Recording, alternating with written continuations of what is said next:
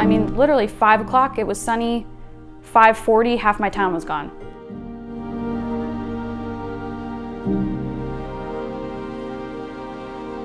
As I grabbed for my door, because I had undone my seatbelt, I grabbed for my door and it sucked me out. And it actually carried me a full block. My house was totally destroyed in the tornado. We lost our biggest hit room was the bedrooms and the kitchen. And not a whole lot left in the building. It even peeled the carpet off of the concrete floors and it kind of just all wrapped it around. Server room destroyed, all computers are gone, all the data monitoring tools, all the backup systems, all the server systems, everything was completely gone. So on that big day, on May 22nd, we were at our house and we were babysitting 6 kids whose parents were out in that tornado. And we had no idea what was happening, but that's what we were doing. We were with 6 kids. When it all was said and done, we were glad they still had parents.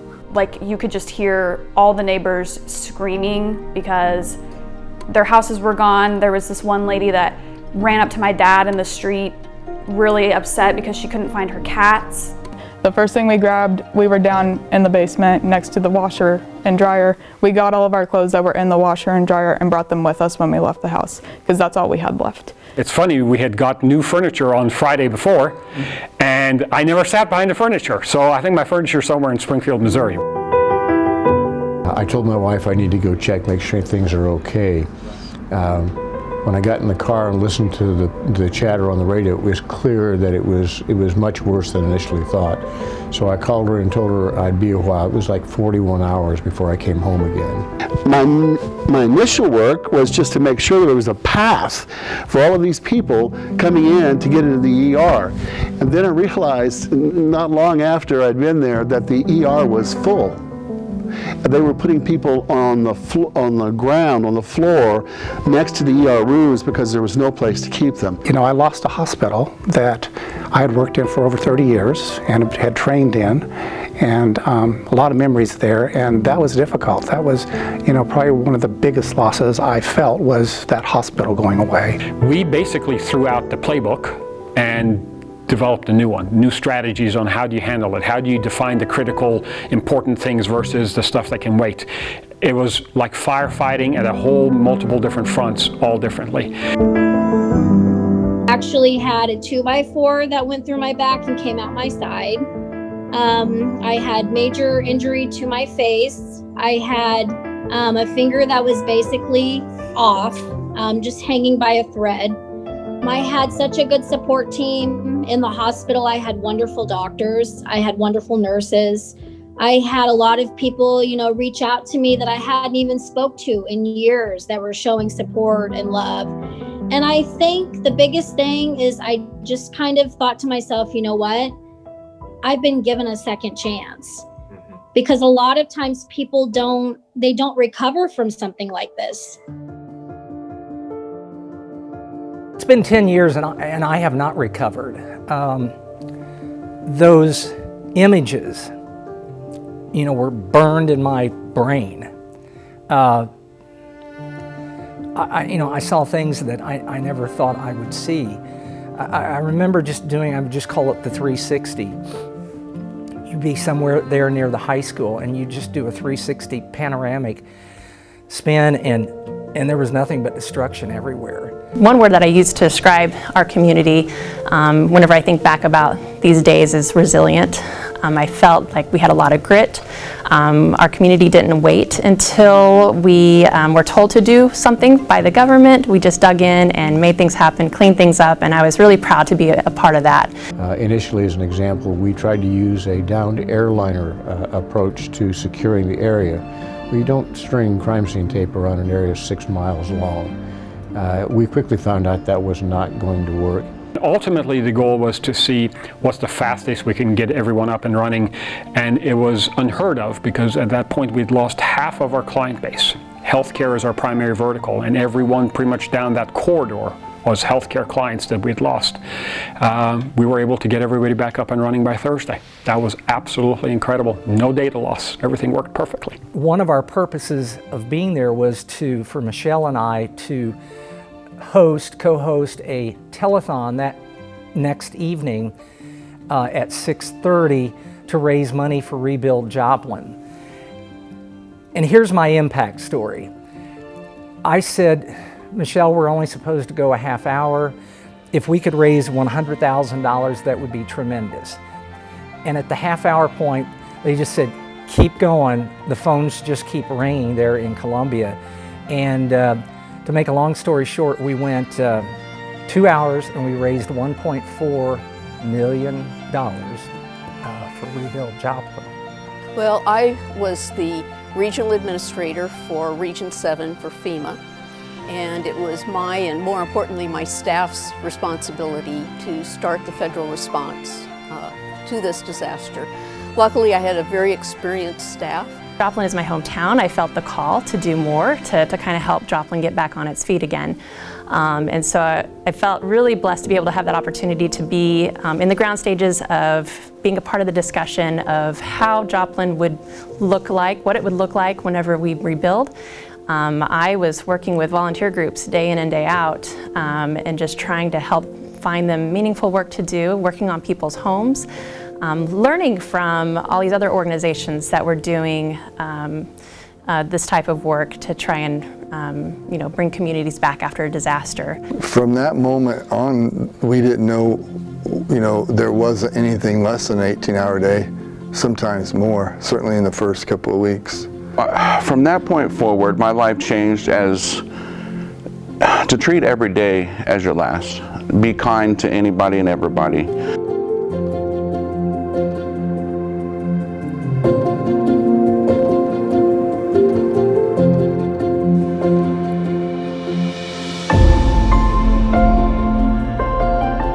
After the tornado, it was non-stop work at the Globe.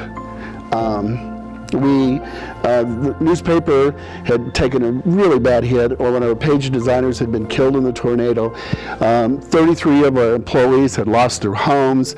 I mean, we were just struggling to put out the paper, but we had people who knew the Globe and had worked at the Globe in the past come, and they just showed up and said, we're here to help.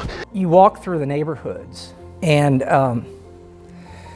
you come across a complete stranger, and at that time, we put the camera in the car. We were there as human beings, not as journalists. And first thing I would just say, what can I do to help? And I made a lot of friends during those trips to Joplin. And I tried to help as much as I could, whether it be in front of the TV or not. And so those were tough times to be a journalist or just a human being. We don't want to ever forget that there were 160 people killed and many, many more that were injured. The friends and families of those people will never go back to what normal was before the tornado, and we can't forget that. But overall, I think the recovery from Joplin was very good. The city had excellent leadership at very many levels. The city, the county, the state. There was just some really excellent leadership that was helping Joplin recover. All over the world, all over the country, thousands of groups that came to help us because they saw our need and felt compelled to come and give their time, their talents, their treasure. And so it was just really important to engage with those volunteers as much as possible to give them a good experience, so that way they know that it was worth it to come to Joplin to help us out. Every single channel you flip to, it was Joplin, and that was the weirdest thing for me because I'm just from a small town in Missouri and no one really cares about Joplin, and seeing that on TV was just crazy to me.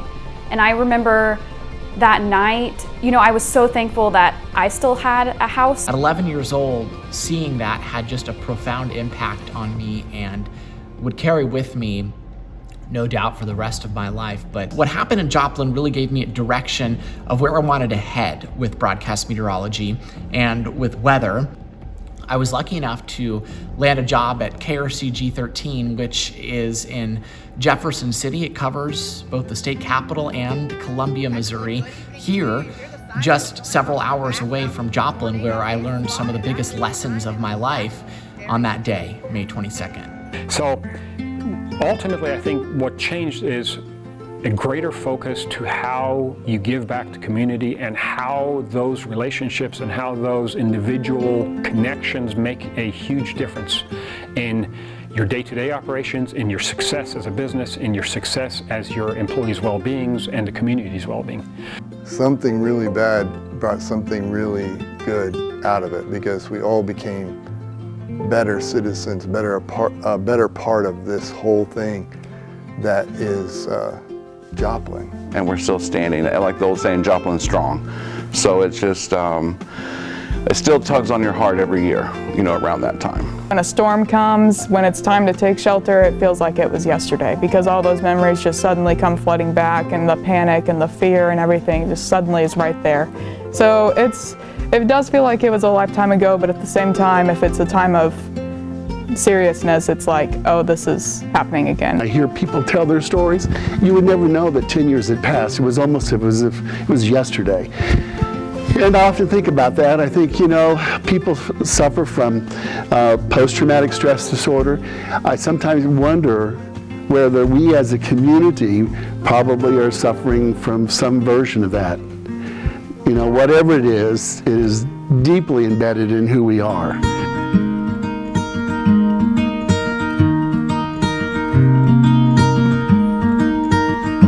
Even today, I'm still terrified of storms. Like if that tornado siren goes off, I'm booking it to the nearest tornado shelter. So it was definitely just fearful, always wanting to be somewhere where there's a shelter.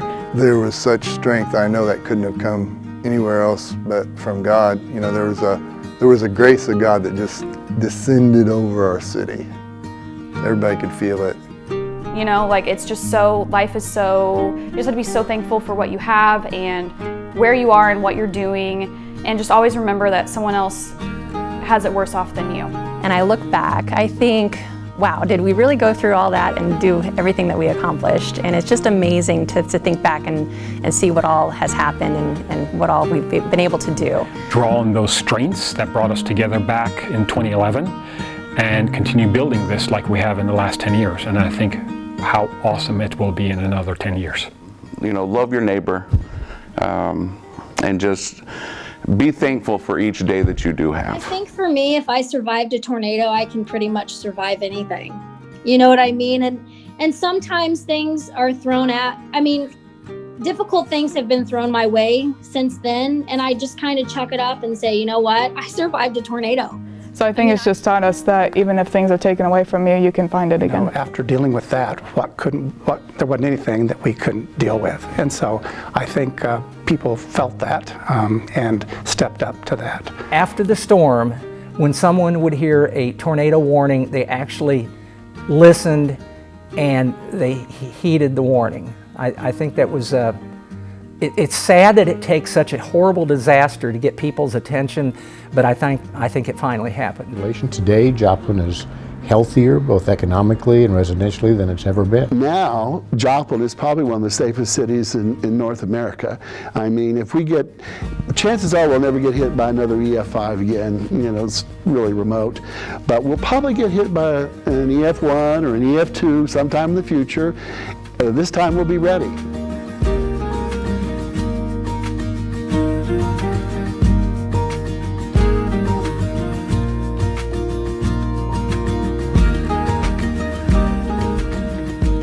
That's the impact I think that May 11th, 2011 had on all of us, is we're better today and we're going to get better as long as we stay together and purpose to be one Joplin. I feel like I'm, even stronger in my leadership, communication skills, and all of that because of all of the public speaking that I had to do with volunteer groups, and it's really kind of put me in an interesting position to be able to feel stronger. And so I think it's just taught me that faith can make you stronger and having hope that everything will be okay. We've lost it all, so we were able to rebuild it. We were able to find that sense of security again.